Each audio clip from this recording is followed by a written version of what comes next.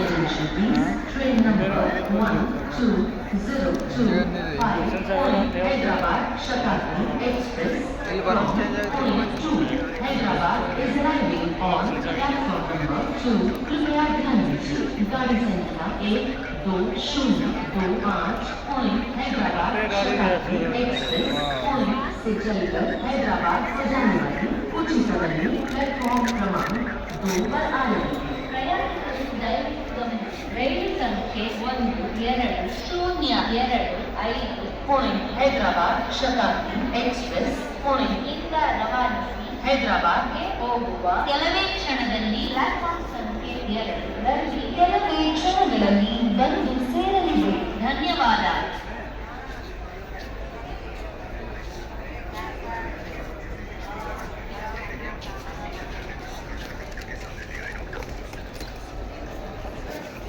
Yan.